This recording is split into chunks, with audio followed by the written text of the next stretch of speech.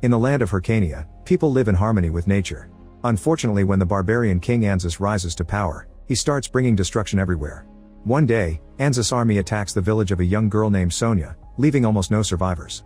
Many years later, an adult Sonia is looking for other members of her tribe. She keeps a map of the forest and marks the spots she's already visited.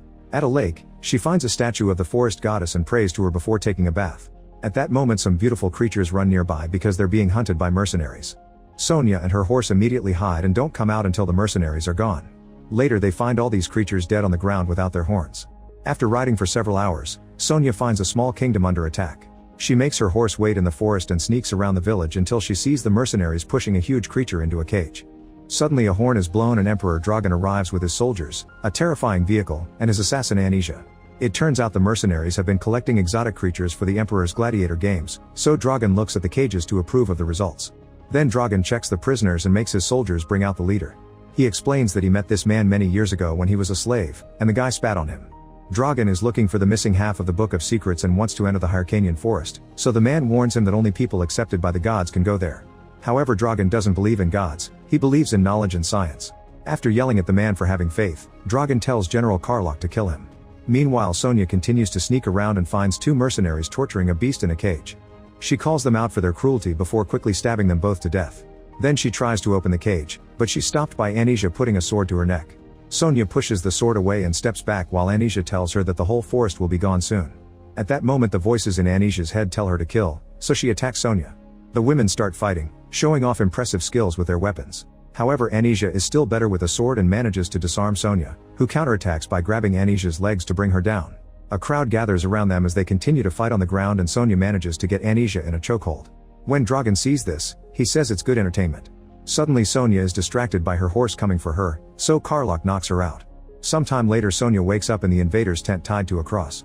Dragan asks her some questions, but since she won't talk, Karlach pokes her wounds with a sword to torture her. When Dragan steals her map, Sonia pulls her hand free in fury and grabs him by his clothes, so Anisia points her sword at her to make her back off. Dragan tells her not to kill Sonia because he wants her to participate in the gladiator games. As Sonia passes out again, she dreams of the day her village was attacked. Her mother told her to take the children and run to the forest. Little Sonia ran around to try to rescue other kids, but the invaders were everywhere and she couldn't reach anyone. Then she had to watch her mother being killed. The next time Sonia wakes up, she's in a cage with other slaves. The wagons take them to the capital, where Sonia has to watch some men whip her horse. Furious, she starts beating the guards up until she frees herself, then she uses her chains to capture the man with the whip. She brings him down and tries to kill him, but the soldiers capture her and throw her back in the cage, where she passes out again. Sometime later, Sonia awakens and is shocked to see her mother in front of her. However, it's just an illusion caused by her dreaming. It's actually just an old lady. A startled Sonia grabs her by the neck and puts a knife to her neck, trying to use her as a shield. The other slaves explain that she's in the Damnati pits, where life has no value and there's no escape. If she kills the old lady, nobody will care. The captain takes her knife and tells her to calm down or he'll have to whip her. Meanwhile, Maester Krudlis wonders why Dragan is so obsessed with the Hyrcanian forest. Dragan explains that when King Anzus exterminated the Hyrcanians, the survivors fled into the forest and took half of the Book of Secrets. Dragan has the other half, which has already helped him achieve many scientific feats, but he wants more. There's a message in the book in a code that only Dragan has deciphered, which says that a child with all the knowledge within will rule the world. Dragan thinks this prophecy is about him, so he wants to know how it ends. In the evening, Sonia keeps trying to escape the pit by climbing the wall. The slaves thinks it's ridiculous because nobody has ever made it to the top, but Sonia proves them wrong. Soon she reaches the top and leaves the pit, only to be surrounded by guards. She beats up a few of them and even throws one down the pit, but they keep coming and eventually surround her to capture her again. Afterward, Sonia finds herself chained to her bed. The other slaves tell her that to be free, she has to win all the fights in the arena.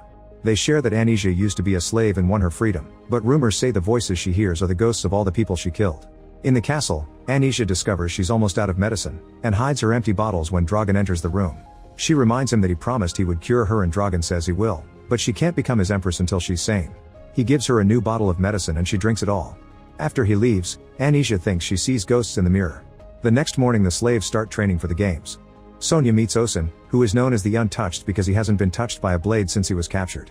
He dares Sonia to change that and get him as the prize. Petra tells Sonia she shouldn't make friends because she never knows who she may have to fight later. When the games begin, the slaves surround the blacksmith and try to get good weapons.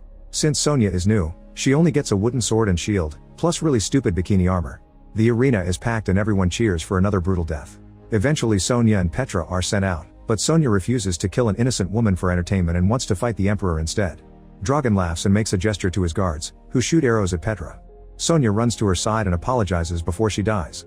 Soldiers then burst into the arena, so Sonya grabs Petra's better sword and starts fighting them. She brings the first guy down by slashing his legs, then she takes his knife since it's her weapon of choice. Now she can quickly kill the soldiers one by stabbing them in their exposed spots. In just a few minutes, she manages to defeat them all and the crowd celebrates her victory. Even Dragan is impressed. Before leaving, Sonya takes Petra's necklace. Later in the pit, Sonya gives the necklace to Petra's grieving boyfriend Hawk. Osin dedicates a toast to all the slaves that died today and Sonya sings a traditional hymn of her tribe in their memory. To her surprise, Daex knows the lyrics and sings along. The next day, Crudlis shows Dragan an artifact called the Yoke, which he attaches to a forest beast's head using electricity. Dragan tests it by using a remote control, which makes the beast go crazy. He's satisfied with the result, but he wants the yoke to work on humans too. Crudlis has been experimenting on slaves, however the yoke killed them all. Dragan thinks that finding the other half of the book will allow them to finish this project and create a whole army of yoke-controlled humans. Next, Crudlis shows him a flaming orb, which is now powering the whole city. He promises that soon they'll be able to use it for weapons too. In the pit, Daex asks Sonya how she knows the song since she doesn't look Hyrcanian. He then realizes she's from the forest tribe and reveals that there's a group of survivors living in the heart of the woods. Sonya cries at the news and says they have to escape. Their conversation is interrupted when the captain tells her she's wanted at the palace. Sonya is forced to wear the bikini again and put in a cage, which is dragged to the Great Hall where Dragan is holding a banquet. He shows Sonya a map of the continent, which marks all the areas his armies have conquered. Dragan announces her forest is next and shows her the book, which triggers a memory of her tribe using the other half during rituals. That night, Sonya dreams of those rituals and her mother telling her to protect the book. Dragan kills her mother and steals the book before Sonya wakes up, determined not to let the dream come true. Later in the arena, the slaves are forced to fight mercenaries on horseback. They clearly have a disadvantage, so they work together to attack the horses and make them fall to bring down the humans at the same time. The captain comes looking for more slaves to send out and Sonya complains because she isn't chosen, so the captain tells her that Dragan forbade her from fighting because he wants her to watch everyone else die. Sonya asks Osin to protect Daex, then she goes to see the blacksmith and asks for better equipment. The blacksmith refuses, so Sonya threatens him, and the blacksmith changes his mind when he realizes Sonya is the only person who remembers his name. Afterward, Sonya ignores the captain and enters the arena anyway. Two mercenaries on horses come after her, but Dragan protects her by making his guards shoot them both. Sonya furiously reminds him that she's here to fight, but Dragan only wants her to tell him where the last Hyrcanians are. If she doesn't talk, all the slaves will die. The guards bring every single slave out before Dragan uses the remote control to open a platform on the ground, which reveals a huge cyclop with a yoke on the back of its neck. Dragan uses the control again to make the beast attack the slaves. Everyone starts running, but the cyclops still manages to headbutt a few slaves, causing them to fall into the abyss. Hawk tries to attack the beast and is easily brought down. When Osin attacks next, the cyclops sends him flying over the edge.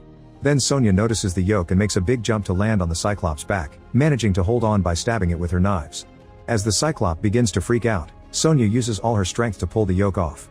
The cyclop only calms down and lowers its body, causing Sonya to fall off. Then it brings down its fist, punching the ground right next to her. Sonya begs it to stop and explains she isn't its enemy, the Emperor is. The cyclop runs toward the stands and smashes them with its horns, causing the crowd to run away. The collapse of the structure still kills a few civilians, but Dragan moves out of the way at the last second and Karlach takes him away. In the arena, the slaves are mourning the loss of Osin, but at the moment he climbs back up and announces he's still untouched. Sonya points at a tunnel created by the Cyclops' destruction and tells her friends to run, promising to meet them later at the White Chapel. Afterward, Sonya sneaks back inside and starts fighting the guards, killing them one by one while asking them where about her horse. The whole group dies and it's the last guy who finally talks. Sonya rushes to Crudlis' lab and the workers there run away in fear. She looks at all the experiments and the flaming orb before finally finding her horse in a cage. After freeing it, she throws a sword at the orb. The lights in the palace flicker for a few seconds before the lab blows up. The explosion is so big that it hits the Great Hall, breaking the windows and bringing everyone down. Dragan survives with a few injuries, but Crudlis dies when a glass shard stabs him in the neck. As Dragan grieves for his right hand, Anisha tells him that she's already sent scouts after Sonya. In the morning, Sonya reunites with her friends and they all leave together. However, in the middle of the journey, Osin announces he must take a different road. It turns out he's a prince and Dragan captured him when he attacked his kingdom, so Osin wants to go back and rebuild. Sonya leans in pretending she's about to kiss him, but she actually slashes his arm with her knife so he isn't untouched anymore. Later, the group makes camp to rest and take care of their injuries. Sonya and Daex are excited about finding their people and share stories of their childhoods. At that moment, one of the slaves comes back from exploring with one of the scouts. She killed all the others and brought this one for interrogation. The scout tells Sonya that Dragan's party has been following them and is only one day behind. Sonya kills the man before talking to Daex in private. She tells him to go and find their people alone, explaining she can't go with him because she'd reveal their location to Dragan too. After Daex leaves, Sonya tries to ask the slaves to go too, but they refuse to let her fight alone. Sometime later Dragan discovers that one of his settlements has been attacked by Sonya's group, leaving everything in ashes. His army will be there in a day or two, so Dragan is starting to lose his mind. Anisha calls him weak and they end up arguing, only to be interrupted by Sonya appearing nearby. She throws a soldier's head on the ground and promises to make things worse if Dragan keeps sending scouts. In return, Karlach throws Daex's head. That night, Sonya sees a group of people approaching her team's camp. She gets her bow ready to shoot, but she's startled by a man who reveals that they're the lost Hyrcanians. Sonya runs to reunite with her people and even gets to hug a woman from her village named Hespera. They explain that they did see Daex, but they didn't have enough men to fight the soldiers and save him. These Hyrcanians have the other half of the book and tell Sonya how it happened. The day of the attack, a boy hid in the temple and watched a priest trying to save the book. However, a soldier attacked the priest and tried to take the book, which was torn in half by the struggle. Hespera surprised the soldier from behind and killed him before taking one of the halves, but she had to run before she could take the other one too. The little boy picked up the other half and hid it before the soldiers captured him. Later in the slave cell, the boy read the book and learned all its secrets, which allowed him to escape from slavery and become Emperor Dragan. Now the Hyrcanians want to hide with the book, but Sonya points out that Dragan will never stop looking for them. She convinces the group to take a stand to finally put an end to this war. Moments later, they surround the settlement and learn that Dragan's army has arrived with plenty of advanced weapons. The men start firing the cannons and Sonya's group has to run while the explosions set the forest on fire. While the soldiers invade the forest, Dragan tells Anisha he'll marry her if she brings him Sonya's head. In the woods, Sonya's group hides behind trees and under bushes until the soldiers are close enough to ambush them.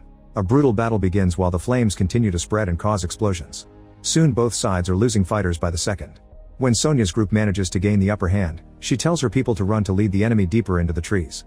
A few soldiers go after Sonya, so she has to fight them alone. After killing them or dodging them all, she sees Anisha arrive. The women start fighting with their swords and it looks like their skills are equal, but Anisha manages to overpower Sonya and slashes her body a few times. Sonya refuses to give up and strikes Anisha back on the neck. Nearby Hawk bumps into Karlach and decides to fight him one-on-one. They exchange a few punches and even headbutts before Karlach strikes Hawk with his axe and stabs him with a sword. At the same time, Anisha stabs Sonya with her sword as well. When she is about to decapitate her, Anisha is tackled by Sonya's horse, who then lies down with its mistress. Sonya climbs on top of it and rides away. Later at the lake, Sonya thinks she sees her mother next to the statue. However, this is the actual goddess, who tells her the earth is bleeding and they can't let Dragan win. Sonya points out she always prayed for nothing, so the goddess explains that Sonya had to find her strength to accept her destiny. Then the goddess immerses Sonya in the lake to heal her injuries, telling her that the fate of the world is in her hands. Meanwhile, the survivors of Sonya's group have been captured. Hespera calls Dragan by his original Hyrcanian name and he slaps her, saying that the little scared boy is dead. He accuses Hespera of abandoning him and cries as he shakes her head until she admits it. When he checks her bag, he finally finds the other half of the book and sees it as proof that the prophecy is true. He orders the mercenary leader to kill her, but the man refuses to touch a priestess. Dragan grabs a sword and gets ready to kill Hespera himself, but at that moment an arrow kills a guard. To everyone's surprise, Sonya appears with a much more vibrant red in her hair. At the same time, Osun arrives with his army. As the soldiers rush to fight the intruders, the prisoners use the chance to break free and join the battle. A former slave tackles Karlach and bites his neck to finally kill him. Since Dragan's men lost many soldiers last night, Osun's army easily overpowers them and they are forced to retreat. The front gate has been locked, but Sonya just climbs the wall and makes it to the tower where she starts killing soldiers without mercy. Men on the ground also see her, so she shoots arrows at them before jumping down to fight them, easily bringing them down one by one with her incredible new strength. Inside a building, Dragan reads the other half of the book and is disappointed to discover it only talks about healing, medicine, and balance in nature, which he considers all useless. He then falls to his knees and begs Anisha to fight Sonya, but Anisha refuses because she's scared of someone capable of coming back from a deadly wound. Dragan tells her that she'll never be empress unless she protects him and calls her a coward, saying that the voices in her head agree with him. Anisha snaps and demands to know why he can hear them, so he admits he put the voices in her head because he didn't want to share his throne. Anisha realizes that the medicine bottles have actually been potions to drive her crazy, so she furiously pulls out her sword and stabs Dragan. When she looks down, she discovers he stabbed her too, and they collapse together. Outside, Sonya continues to fight the soldiers until there are none left. By the time she enters the building, Dragan is already gone. Anisha tells her that the voices are finally quiet before she dies. In the forest, a bleeding Dragan falls off his horse. When Sonya starts looking for him, she finds blood-stained book pages on the ground and follows them until she finds Dragan at an old sacred place. He's ripping pages of the book while saying it isn't a useful weapon anymore, so Sonya explains that the book was never a weapon. He twisted it into one and became a tyrant just like King Anzus. Sonia makes a list of all of Dragon's crimes, but she also apologizes for not helping him when the village was attacked. Dragon admits he's scared of death, so Sonia holds his hand while he finally reaches his end. Afterward she returns to the settlement with Dragon's body and tells her people to bury him as Hyrcanian for the boy he was and not the man he became. However, she won't return to the forest with them because she lived there all her life, so now she wants to go out and see the world. Many months later, Sonia is having fun at a tavern, impressing everyone with her skills. She's interrupted by Osun, who brings bad news and says her people need her, so she leaves with him. Make sure to subscribe and turn on notifications so you can watch more videos like this. Thanks for watching.